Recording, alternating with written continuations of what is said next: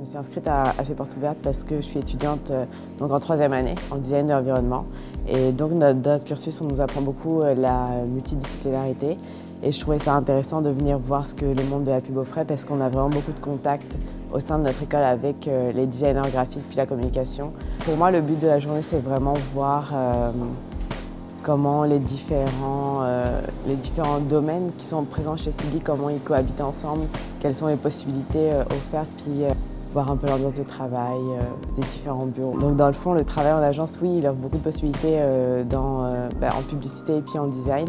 C'est un monde différent, mais je pense que c'est quelque chose qui peut offrir de grandes expériences puis un grand apprentissage. Ouais.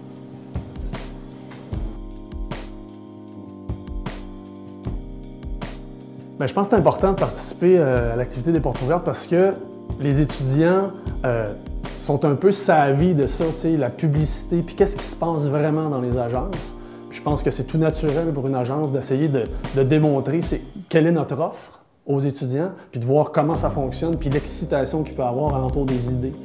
Ce qu'on a proposé aux étudiants aujourd'hui comme activité, on voulait leur faire vivre notre offre qui est les campagnes intégrées. Notre cas aujourd'hui, c'était la Monnaie royale canadienne. Donc, du pitch qu'on a fait à la Monnaie royale canadienne et ce qui en est ressorti, la campagne intégrée.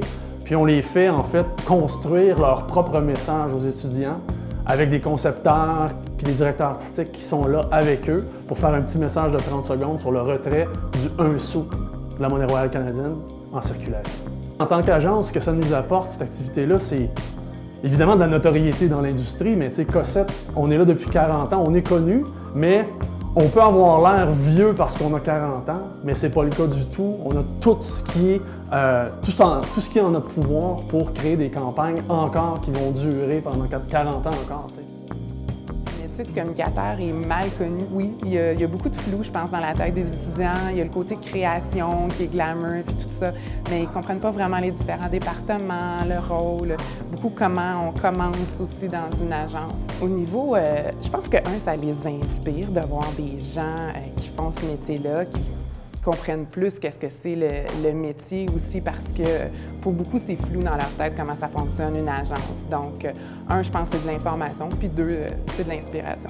C'est super important, parce que nous autres, quand on était jeunes aussi, il y a quelqu'un qui nous a inspirés dans la vie. C'est un prof, quelqu'un qui travaillait en pub, qui a accepté de nous faire visiter son agence. Puis on trouve que c'est une super belle initiative.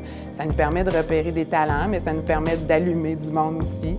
C'est peut-être des futurs employés, c'est peut-être aussi des futurs clients. Puis je pense que aussi à chaque année, ça nous rappelle que vraiment on fait un beau métier parce qu'on voit des jeunes qui ont vraiment le goût de le faire. Ce qu'on a décidé de faire les dernières années, on faisait des gens qui venaient présenter leurs différents départements. Là, vraiment, on a fait des ateliers participatifs en fonction des différentes disciplines et selon les intérêts des étudiants, ils pouvaient choisir l'atelier qu'ils faisaient. Et à date, ça plaît beaucoup. En fait, ça répond à une invitation d'un autre professeur de communication marketing intégrée qui s'appelle Pierre Ballofer, qui nous avait dit que ce serait intéressant pour nous d'intégrer, d'aller voir des agences de communication notamment pour voir un petit peu le milieu dans lequel elles évoluèrent. Et puis moi j'ai répondu à l'invitation parce que c'est un milieu que j'apprécie premièrement. Et puis second, j'avais déjà vécu certaines expériences en agence et puis je voulais rééditer le tir entre guillemets.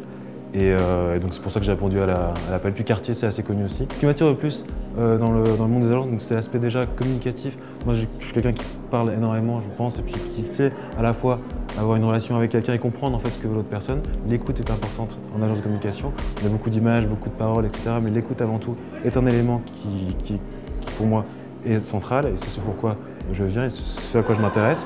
Et sinon pourquoi? Parce que l'environnement créatif, je pense être quelqu'un de créatif quelque part un petit peu, et puis l'environnement créatif permet la créativité, si vous voulez. Enfin, le choc de créativité permet la créativité, et c'est un élément qui m'intéresse. Et puis c'est aussi un métier dans lequel on évolue, non pas facilement, mais vers d'autres clients, vers d'autres personnes, et on ne reste pas bloqué les mains, la tête dans le guidon. C'est pour ça que j'apprécie ce milieu. Mon souhait est vraiment de travailler en agence. Pourquoi? Puisque toute mon énergie est consacrée à ça pour l'instant. J'ai été sélectionné avec HEC Montréal, on a une super équipe pour participer à la relève publicitaire, qui est alors organisée par les organisateurs de cet événement. Donc à partir de là, moi je vais représenter HEC. Et puis j'ai déjà un stage en fin d'année. Donc là c'est en France. je m'éloigne un petit peu, mais j'aimerais bien revenir ensuite au Québec pour travailler justement en agence. Ouais. Nous, Cara, ça fait 5 ans. Ça fait 5 ans qu'on participe à la semaine de la publicité avec la APQ. On est très fiers parce que la première année, il n'y avait pas beaucoup d'agences. Je te dirais qu'on se disait hey, « comment on va faire ça? » On ne savait pas trop. Et à chaque année, on se donne un défi de toujours être meilleur. Alors, ce que l'on fait, nous, écoute, il y a beaucoup de jeunes. Hein, ici, on est 85 quand même à Montréal. Et puis, c'est organisé par des jeunes. On fait toujours ça. Alors, on demande à nos plus jeunes de chacun des services de venir présenter qu'est-ce qu'ils font aux jeunes. Et à toutes les années, je te dirais, on essaie d'être encore meilleur. Donc, on les amène, on fait des concours. On a fait un concours l'an dernier. Puis là, c'est drôle parce que présentement, ils vont l'apprendre à peu près dans 5 minutes. Un des concours va donner un prix de faire un stage ici. Alors, ils peuvent venir à un stage et un stage de leur choix. Pourquoi on le fait? Bien, tu sais, c'est pour faire participer aussi nos jeunes. On y croit parce qu'ils nous stimulent. Ils sont nés dans l'ère numérique, tu sais. Alors, pour nous, c'est hyper important d'avoir ces jeunes avec nous. Alors, moi, j'ai l'honneur d'ouvrir la journée, de leur expliquer qui est Cara et qu'est-ce que l'on fait dans la vie. Et puis ensuite, c'est les jeunes qui vont prendre la relève pour les stimuler, en fait, durant toute la journée. On organise même un brainstorming avec eux, leur faire vivre comment ça se passe, un brainstorming avec un vrai cas. Et on est sûr qu'on va avoir des super bonnes idées à la fin de la journée. C'est important pour nous de montrer un peu ce qui se passe chez TP1 parce que pour nous, c'est important de voir un peu la relève, quelles sont leurs attentes, quelles sont leurs aspirations, parce que pour nous, on repose. La moyenne d'âge ici est de 27, 28 ans, donc les gens qui sortent de l'université ont peut-être 22, 23, 24, donc ces gens-là, dans 3 ans, feront partie un peu de la moyenne de notre agence. Donc si on ne connaît pas quelles sont leurs attentes, qu'est-ce qu'ils veulent faire, qu'est-ce qui les allume, pour nous c'est important de le savoir. Ça nous permet aussi de voir qu'est-ce que les futurs talents ou les talents en fait, qu'est-ce qu'ils peuvent apporter concrètement pour nous et comment nous, si on peut les aider d'une certaine manière, ça peut être intéressant. On a essayé vraiment d'avoir un entonnoir. On a commencé avec vraiment de la théorie, présenter un peu quels sont les processus, comment on fonctionne, quels sont les rôles traditionnels dans une agence de communication.